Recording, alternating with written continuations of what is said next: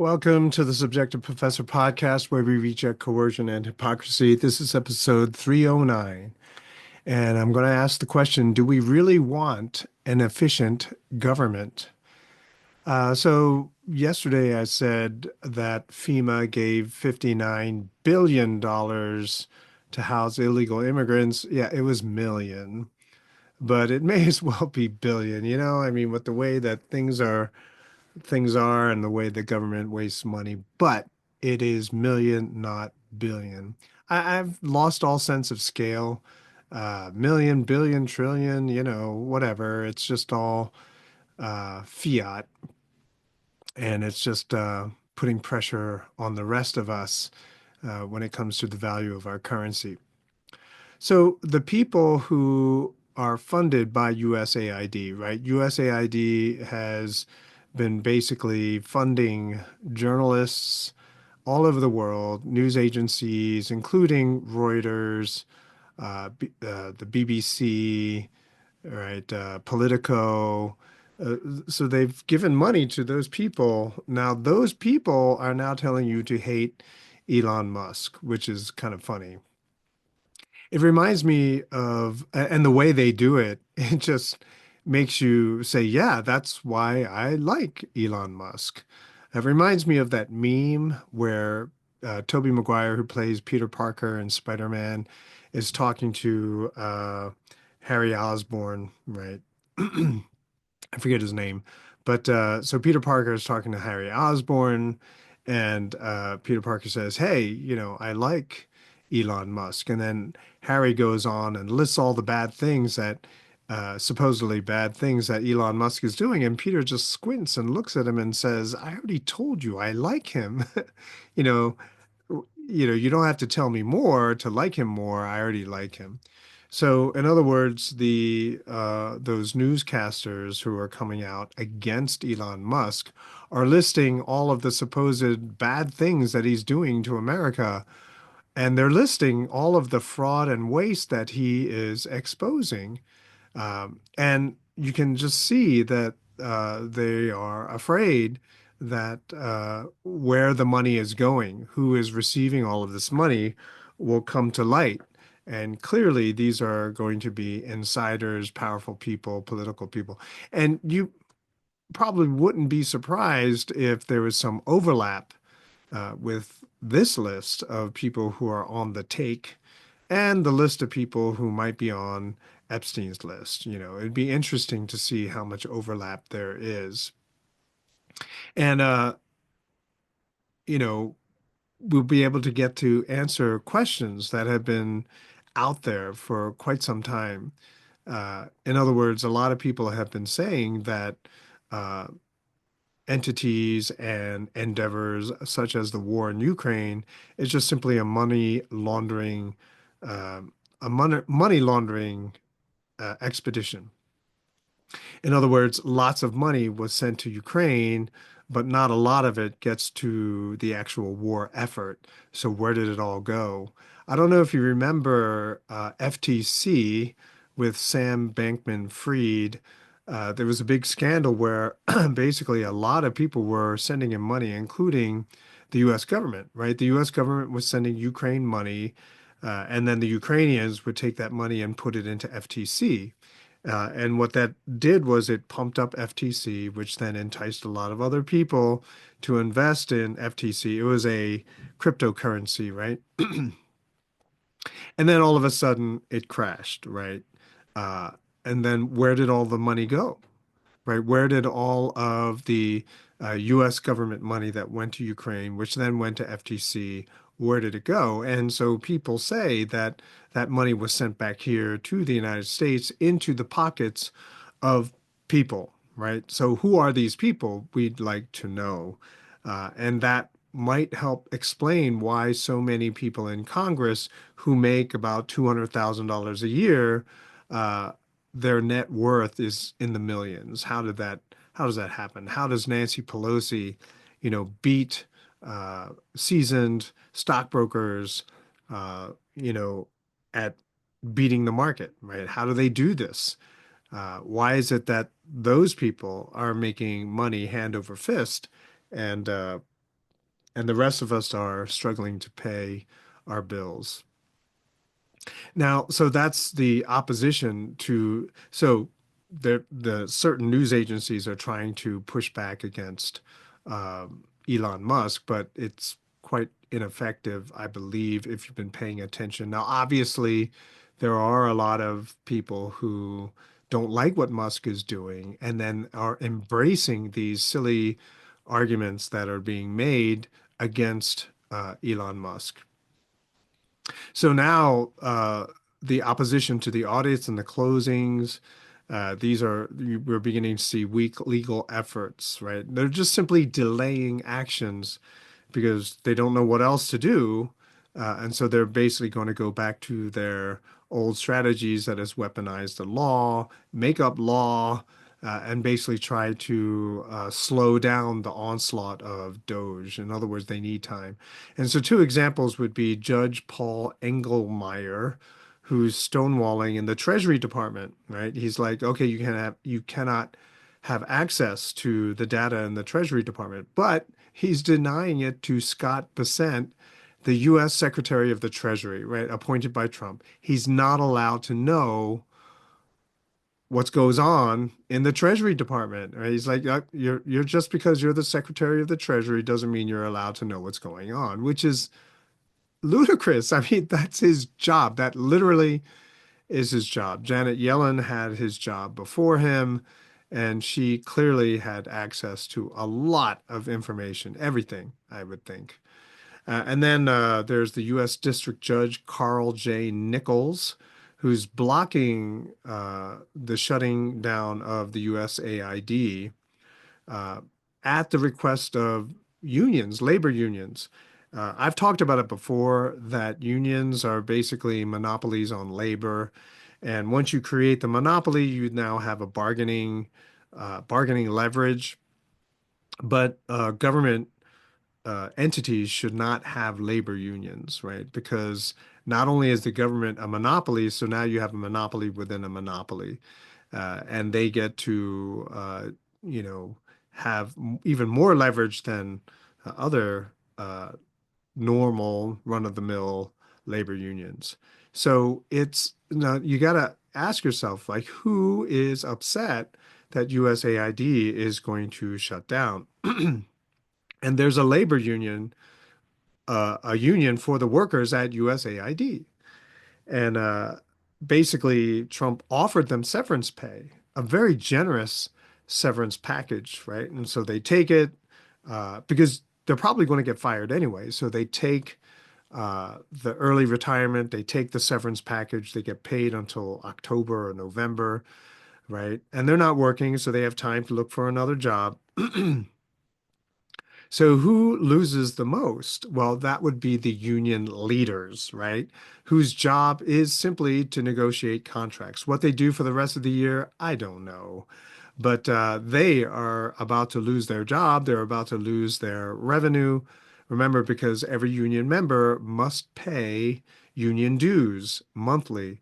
When I was in the faculty union down at the university where I used to be, um, initially it was something like $25 a month, right? You got to pay $25 a month. And then I was so disgusted by, and I talked about this before, but, I was disgusted by having to pay $25 a month, which turned into what? Several $100s a year, right? So well, let me do my math here. So every 4 months, it's $100. So $300 a year I was paying into the union. And the one time I needed their help, they said, sorry, can't help you. So I ditched the union. I got out of the union. But then when I checked the union dues, and by that time it had been several years, it had doubled. The union dues doubled somehow. And I didn't even notice. And so they were taking $600 a month, $600 a year from my paycheck.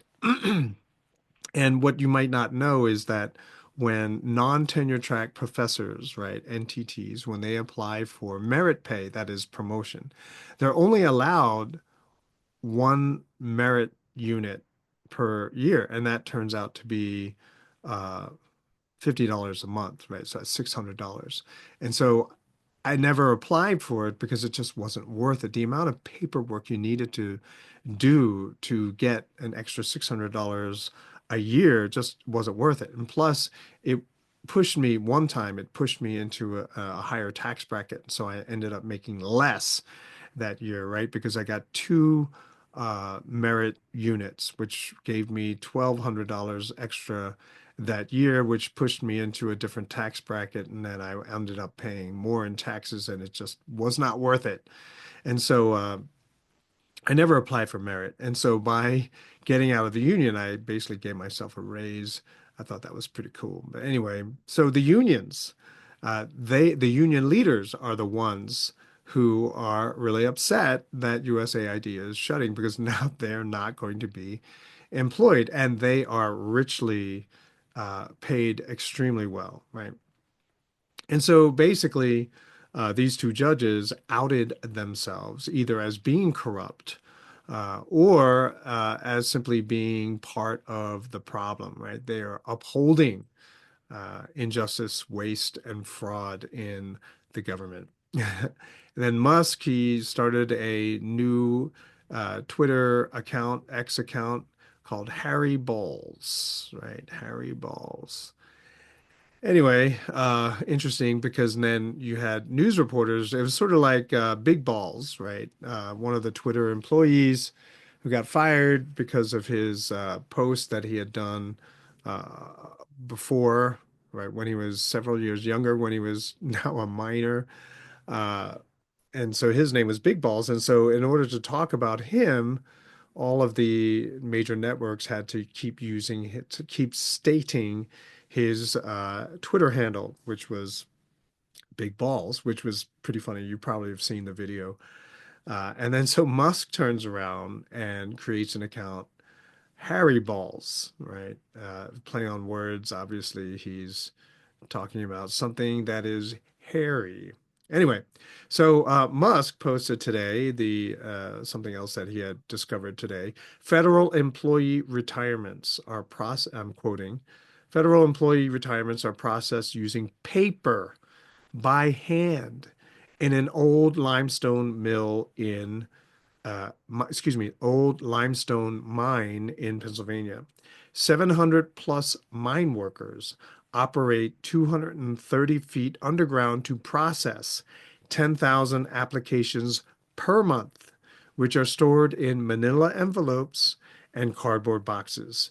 The retirement process takes multiple months, well, obviously, because they're doing it by hand. Incredible, right? Which takes me to the title of this episode, which is, do we really want an efficient government? So obviously, if the government was more efficient, then it would speed up this paperwork processing process, right? So instead of taking multiple months, they could be processed in minutes, perhaps, right? But do we really want a government that spies on us well, digs into your finances well, knows your diet, that you're eating healthy or unhealthy, knows all of your health risks, your DNA, which may affect your health insurance or life insurance policies, may be so efficient that it knows all of your cash transactions, including the $20 you gave to the kid who cut your lawn last summer, right? A government so efficient that it keeps track of all of your purchases, right? Uh, Totally legal versus and including the shady ones that you don't want other people to know about. So there's a risk that whoever comes next after Musk or Trump will wield this power for increasing the size of government, right? An efficient government, but now it's massive on top of that, right? And so there is no waste, it's just massive, right? Well, there'll always be waste with government, right? Because they don't actually do anything. They just spend all of our money. So that is a risk, right? So if you have this ginormous, efficient government that does all of the things horribly efficient, right? So wages war efficiently, knows who to draft, and send overseas efficiently so that, you know, one can say, oh, well, see, we saved all this money by, you know, putting all the meatheads as foot soldiers, you know.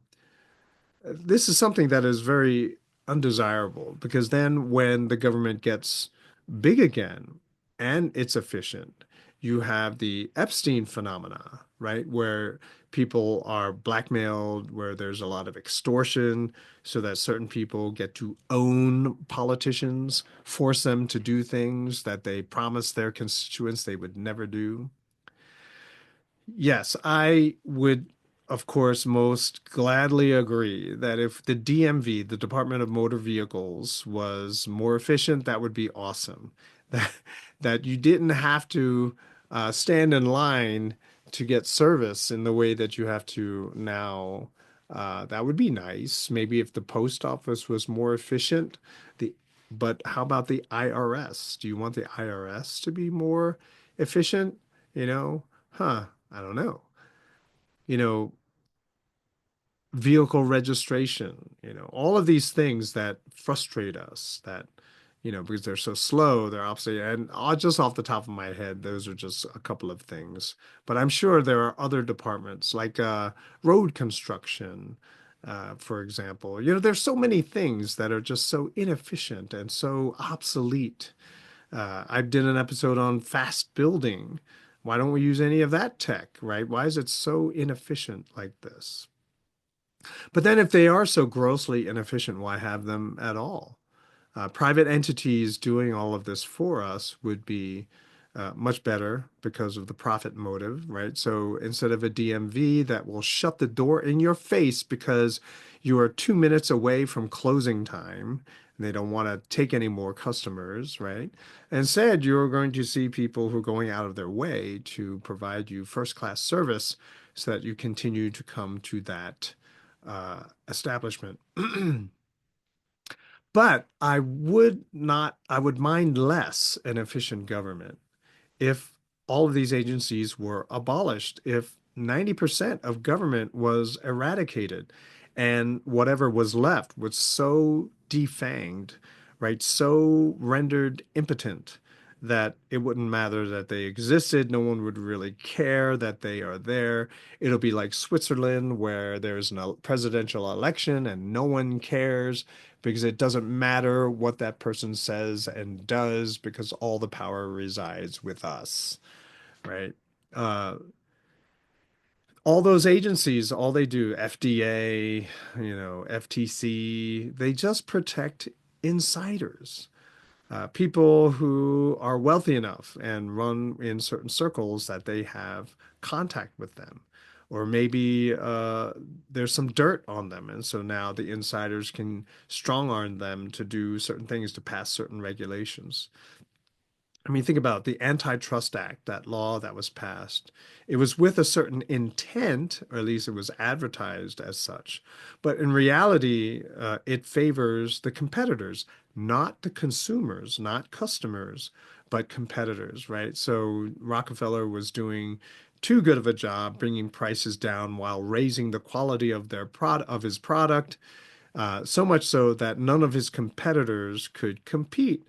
And so the Antitrust Act is flexed so that, you know, Rockefeller has to slow down, where he can no longer, you know, become more efficient. And so now we have to pay higher prices, lower quality, for lower quality goods, you know. And yeah, Rockefeller, John D. Rockefeller, he did lots of shady things, perhaps subjectively speaking. But as long as we, the consumers, benefit, I mean, why should we care, right? And it's government interference, which then creates, which might punish Rockefeller, but did he really need to be punished? Do we really want higher priced oil? Do we want technology which is obsolete continue to be imposed upon us? So Musk has to work towards abolishing as much as possible, right? You saw that the government was drawing, you must have seen the news where the government was drawing from basically every agency to fund the immigrant phenomena, right? Flying them in from all over the world and dropping them off in cities in the middle of the night. I mean, that was just insane, right? The Department of Agriculture was helping to fund that after all. And then Musk today did a was a press conference in the Oval Office with Donald Trump, and he had his young son with him, and a lot of people were taking pictures of him. But he's quoted as saying the U.S. will go bankrupt if the deficit isn't fixed, right? And so I'm hoping that those geniuses that those guys are have something in mind to resolve the sovereign debt crisis, right? The $36 trillion dollars, at least that's on the working budget, right? There's like $200 trillion dollars in unfunded liabilities that's about to pop as well. But I hope they have a plan for that. You know, I'm sure they do. I'm sure they know it's coming, and that's why they're trying to do everything that they can. And people who oppose them have no clue, right? They think that this gravy train can continue to run this way. Otherwise, why would you do that? It's like the person who's trying to enrich himself as the ship is sinking. You know, that's not going to work, right? So I continue to be hopeful that they'll be able to move these judges, make them change their minds or overturn their rulings so that Doge can continue to just rip apart and expose all of the corruption that I've been talking about and people like me have been talking about for decades. May it all be exposed. May people wake up out of their slumber, even those on the far left who are defending all of these weak attempts to block and stonewall Trump and Musk and everybody else, that they would come around as well to finally have to admit that they were wrong and they're defending the wrong side. That's it for this episode. I'll talk to you guys next time.